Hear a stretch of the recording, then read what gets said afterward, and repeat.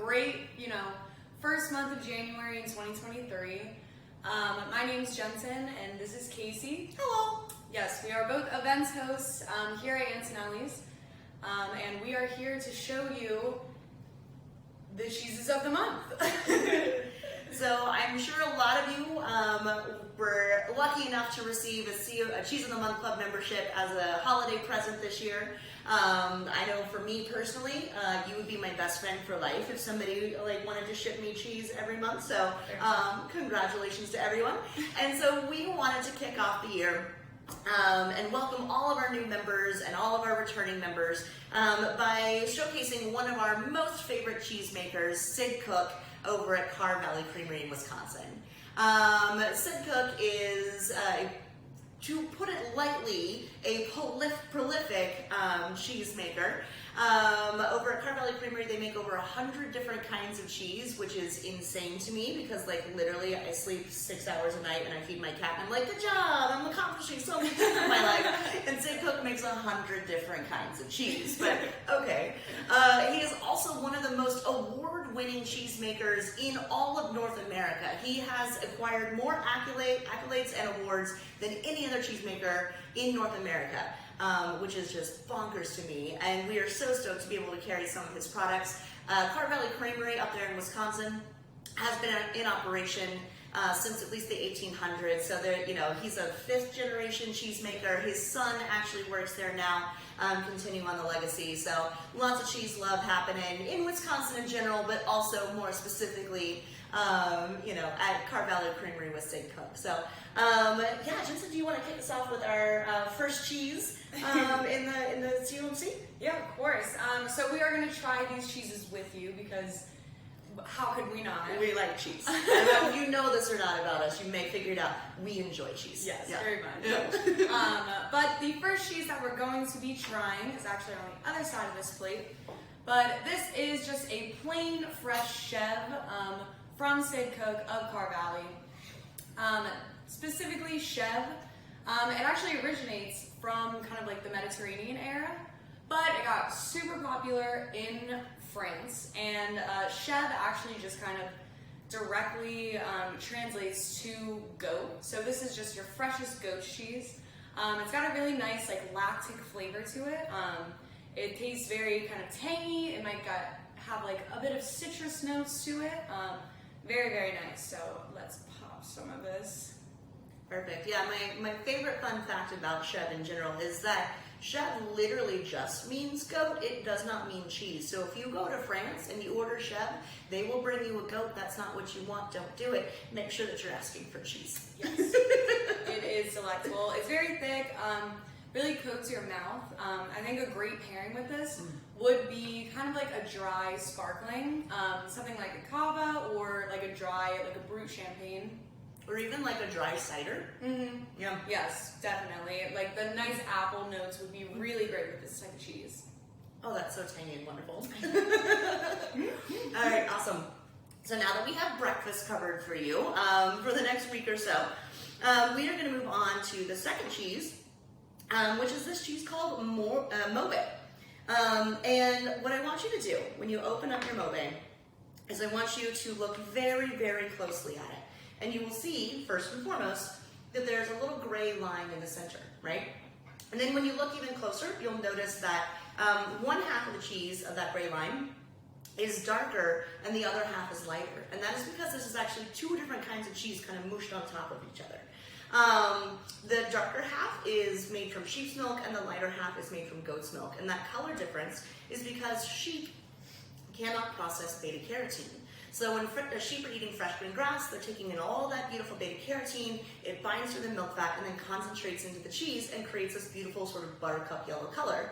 Whereas goats, on the other hand, do process beta-carotene and they convert it into vitamin A, which is a colorless vitamin. So pure goat's milk cheese is always going to be snowy, snowy white, and grass-fed sheep's milk cheese and cow's milk cheese is going to have that buttercup yellow color to it. This cheese is actually called Mobe because it is inspired by a French cheese from the Comté region called Morbier. And Morbier is actually I love it. It is a cheesemaker's cheese. So Comté producers, a wheel of Comté is a giant 70-pound wheel of cheese, right? And that requires a lot of milk and a lot of curd just to fill one hoop, right? And, during the wintertime, these folks are basically kind of snowed into their chalets, so they got to make the best of everything that they've got, right?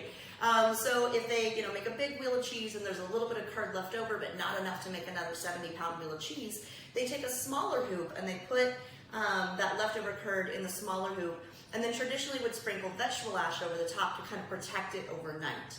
And then they would take leftover curd from the morning milking and put that on top to kind of fill the rest of the hoop. And then they would wash the cheese and age it. And so it's a smaller version cheese, so it doesn't take as long to age. They kind of make it for themselves and for their family. And this color differentiation that they're playing with here with the Mauvais is actually because the milk fat content of cow's milk shifts from the evening milking to the morning milking. And again, we've got that beautiful beta carotene from the fresh green grass. So the evening milking is actually darker, has more of that buttercup yellow color in a very traditional sort of like artisanal handmade wheel of Morbier, versus the morning milking is going to be lighter, right? So they wanted to kind of play with that inspiration by having this beta carotene rich sheep's milk cheese on top, and then that snowy white goat's milk cheese on the bottom there. So Mauvais, Morbier, lots of sort of like old world traditions with a fun sort of Wisconsin spin. Yeah, and this cheese is also so great because it's kind of like you get 3 different bites in it all at once. So you can try the sheep's milk side, then you can also just try the goat's milk side, and then you can put them together. And it's like the magic bite in the center there that's got a little bit of both sides. Yeah. Definitely a party cheese. Yeah. And this is a super versatile cheese too. So I would pair this with kind of like a light white, or even maybe into like a light Pinot Noir or something. I do also super love it with this Tupelo honey. And it's got kind of like a baking spice sort of flavor that plays really well with the minerality of the goat's milk side, but then also plays off that sort of rich sort of cashew nutty flavor of the sheep's milk side. Yeah, it's great. Yeah. And then the third cheese that we're gonna hit is called Boozin' Ooh. And this cheese, if you notice right here, it's actually got this like nice like purple rind to it. And the title of it is a pun because this is a sheep's milk cheese. So, You as a lady sheep, and so here we are. Yes. So this is a sheep's milk cheese that, oh my god, I just forgot his name. Sid Cook. Sid Cook. That Sid Cook kind of created. So he took a pure sheep's milk cheese and he then kind of dunks the cheese into a port wine. And this is a special port wine because it's actually straight from Wisconsin. You really kind of get this like taste of Wisconsin within this cheese. It does kind of fall on like a sweeter side. It's got some really unique notes to it. I think it's aged for a couple months, but it is delectable. Let's try it. Yeah. Because I'm staring at it and I can't like not eat it. This is definitely one of my favorite cheeses. Yeah. But it's nice because you get that taste of Wisconsin, and then it's kind of like a subtle nod to a European style, kind of like a wash rind. But he really took it to a different level. And what I love about it is, okay, this is going to be a very technical term that I'm going to use here, so just kind of brace yourselves. The flavor profile on this one, because it's been sort of aged in that port wine, is super like purple, right? Like it is like, it's like grapey and fun and purple, and it kind of just reminds me of like those like the scented markers that you would use in elementary school, so there's like a little bit of nostalgia in your like fancy wine soaked Wisconsin cheese there. So yeah. And honestly, for a pairing for this one, I would probably recommend like maybe like a meat, like a sopressata, or even just like a prosciutto. Something with like a bit of salty to kind of counteract this like sweeter, kind of fruitier flavor within this cheese. And then definitely an awesome glass of red wine, like the Malbec or something would really. I mean, if you've got port laying around, then like obviously, but like if you don't have port, like a big kind of like inky purple, grapey flavor, red wine would be fabulous. Yep. All right, and then the next cheese, the Gran Canaria. So this is a really fun one. This is actually a mixed milk cheese. It's a blend of cow, sheep, and goat's milk. So in the United States, there are 4 different milk types that you can use to legally make cheese. And that's going to be cow, sheep, goat, and water buffalo. So we have 3 of the 4 all blended together in this cheese. So unlike the Mobe, where it's like kind of stacked on top of each other, he actually mixes all of those milk types together in the same vat and then makes the cheese from it. And this is inspired by cheeses from the Gran Canary Islands. There's a few different sort of like very quintessential cheeses that come from this area. One of them in particular is called São Jorge. And there's definitely some inspiration from a few different styles of cheese from the Gran Canary Islands that all kind of go and play into this flavor profile. But that São Jorge inspiration is because it's actually, as the cheese is aging, he's also sort of like coating it in a beautiful sort of grassy flavored olive oil. And so as you get closer to the rind, you're going to have more of that sort of like buttery component, you know, and it just keeps it just so like luxurious, right? So this is a fabulous sort of noshing cheese. It's also a really great cooking cheese, right? So we're kind of in that sort of like semi-soft, firm territory, which tells you this is going to be a great melting cheese.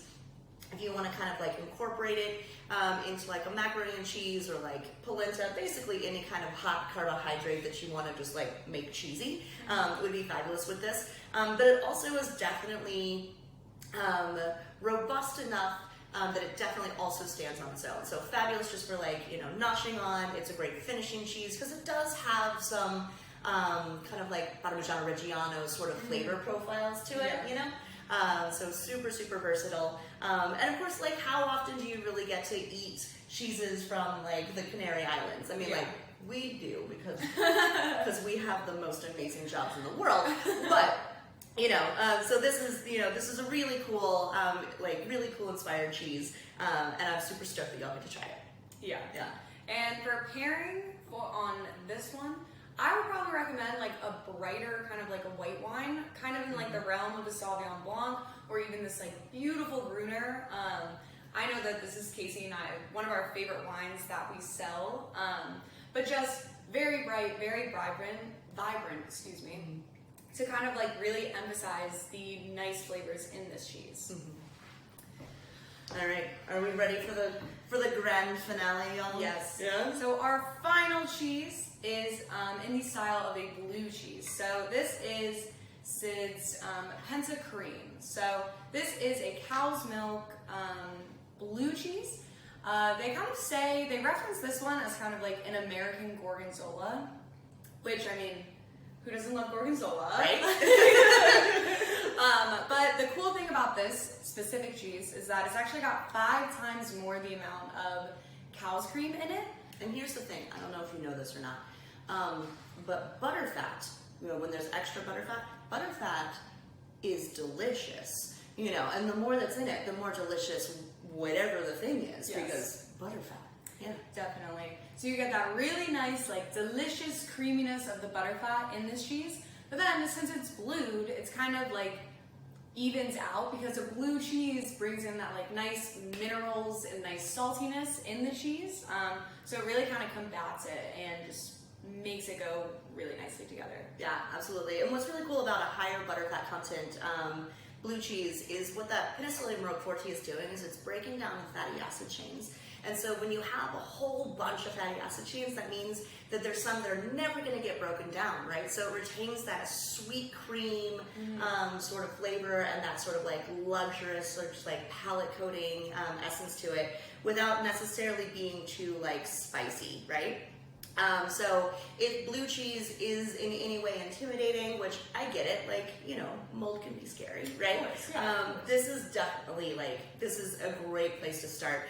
And then of course, our favorite thing to do is, there's something that we call the spoonful of sugar effect, right? Which basically states that anytime something in life is scary, just put sugar on it and then it becomes less scary, right? You know, so if blue cheese is scary, put sugar on it, right? You know, so we have this beautiful salted malted chocolate bar that's going to be a little bit kind of like salty. It's going to have that sort of like nostalgic kind of Whoppers flavor profile that's really going to play off of like the creaminess, the richness, the saltiness of this blue cheese, you know, and so it's going to kind of tamper down some of that blue cheese spice and just really kind of take it to the next level. Yeah. And another, just kind of going back to this same wine, this nice Argentinian Malbec, is going to go great with this. It's very smooth, it's very even, and it's just going to balance out the cheese. Yeah. And of course, you can use this on a salad. It is, as you can of tell, probably, Yeah. when I was cutting it before, it's very crumbly, and it would be perfect to just kind of top off on a salad. Because it's January, you know, still pretty early in January, so we know that we're all pretending to stick to our resolutions at this point. So. Yeah, well, that is all of the cheeses for this month. I hope you are all enjoying this as much as we are, because this is This is amazing. yes. But thank you so much, and you might see us next month. Yeah. All right, Casey and Jensen signing off. Thank you so much. Thank you.